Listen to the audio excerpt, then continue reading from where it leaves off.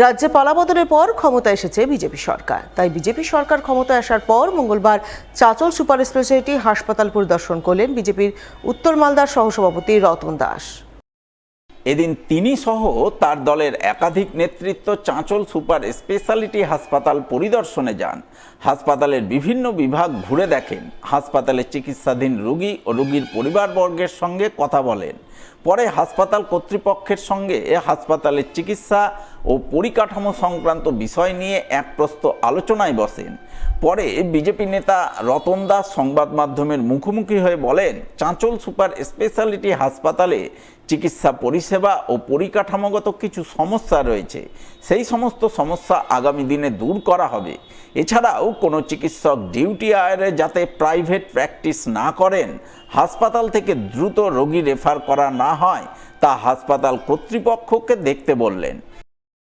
আমরা পরিদর্শনে এসেছি, এটা যেমন ঠিক, আমরা মূলত এসেছিলাম আমাদের হসপিটালের সুপার সাহেব, বিএমএ সাহেব এবং বিভিন্ন যারা এই হসপিটালের সরকারি কর্মী আর কি, তাদের কাছে তাদের যে সমস্যা আর সেই বিষয়টা মূলত জানার জন্য। কারণ আগামী দিনে আজ জনসাধারণকে ভালো যদি একটা সুষ্ঠু পরিষেবা যদি দিতে হয়, আর সেই হসপিটালে কি খামতি আছে, ঘাটতি কি আছে, সেই বিষয়টা আমাদেরকে প্রথমে জানা উচিত। শুধুমাত্র পরিষেবার কথা বলবো কিন্তু যোগান থাকবে কম, আর সেটা হয় না। যে সময় ওনার ডিউটি আর সেই সময় দেখা গেল যে উনি ইমার্জেন্সিতে না থেকে উনি সেই সময় কোনো একটা নার্সিংহোমে আর তিনি চিকিৎসাতে ব্যস্ত, সেই বিষয়ে আলোচনা করা হয়েছে। উনি আশ্বস্ত করেছেন এই বিষয়ে উনি অনেকবার ফেস করেছেন বিভিন্ন সমস্যাতে, উনিও সমস্যার মধ্যে ফেস করেছেন। তো আমরা আগামী দিনে ডাক্তারবাবু যারা আছেন চাঁচল হসপিটালে তাদেরকে নিয়েও আমরা বসবো, কেন আমরা সর্বশেষ আমাদের যা তা হচ্ছে সাধারণ মানুষ খুব ভালো যাতে পরিষেবা এখানে পায়, এবং এই যে রেফার যে হয় দ্রুততার সঙ্গে, মানে একটা পেশেন্ট আসলো আর তারপরে রেফার হলো, আর সেইটাও যাতে না হয় আগামী দিনে, আর সেই বিষয় নিয়েও আমাদের আলোচনা। হঠাৎ করে কেউ কোনো দুর্ঘটনার কবলে পড়লে প্রাথমিক প্রতিবিধান অবলম্বন সংক্রান্ত এক সচেতনতামূলক কর্মশালা হয়ে গেল মালদা উইমেন্স কলেজে।